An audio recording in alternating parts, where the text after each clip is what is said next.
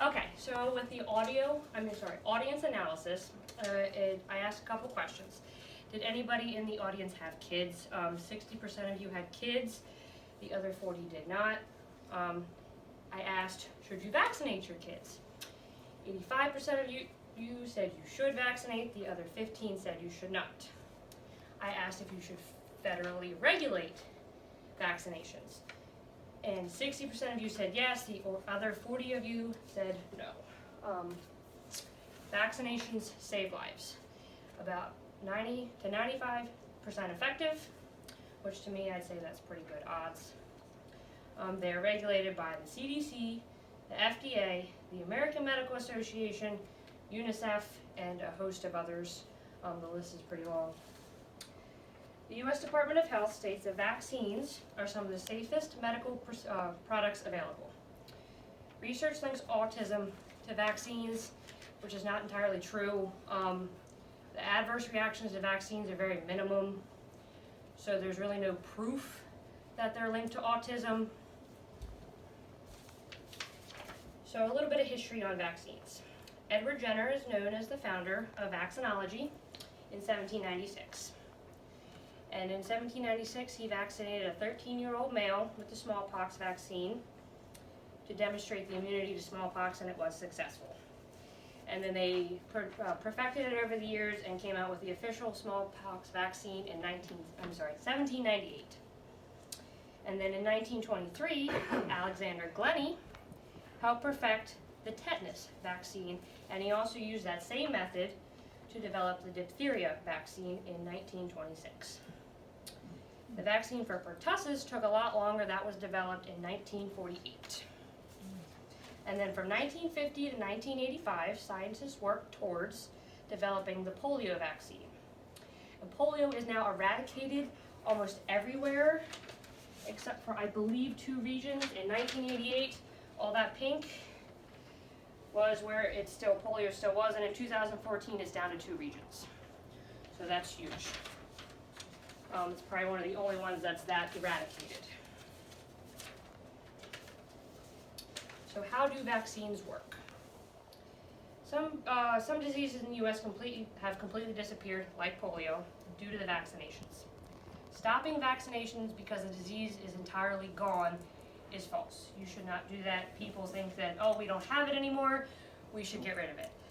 No. Say if somebody from that one region enters the United States, and somebody that's not vaccinated will contract it, and we have an outbreak. Huge problem. Vaccines also help reduce the infection of these diseases by working with your body to create immunity. Vaccines imitate the infection. They aren't the infection, but they imitate it.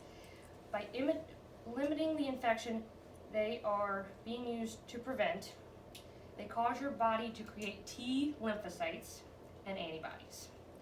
As your body is producing these and building up immunity, they cause a fever. This is one of the side effects of getting vaccines, and other minor symptoms as well. After this imitation is finished, your body will remember how to fight the disease in the future if it ever contracted.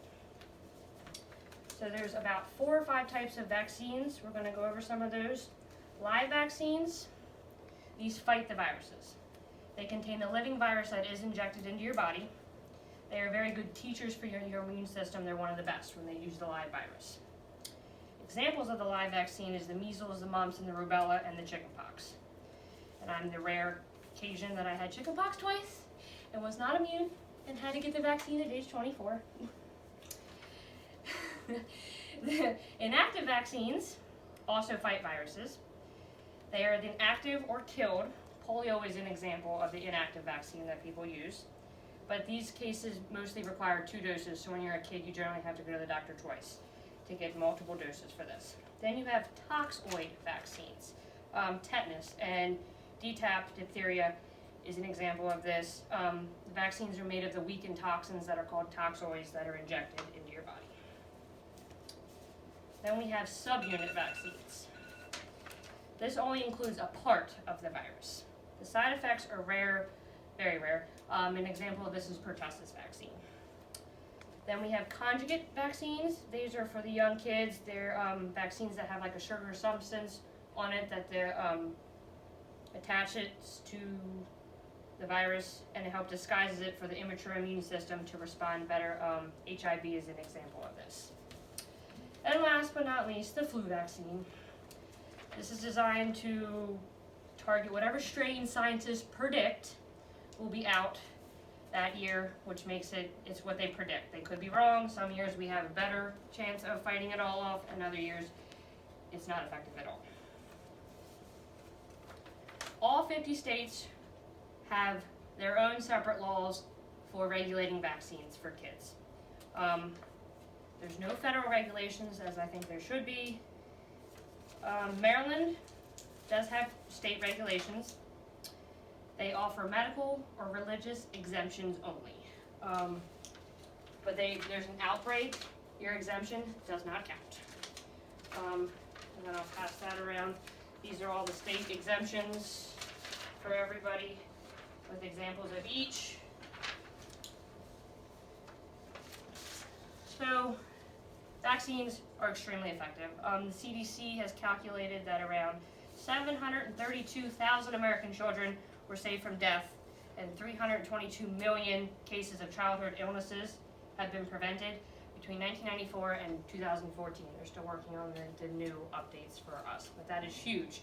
So, most definitely, everybody should be vaccinated to keep these diseases at bay. Thank you.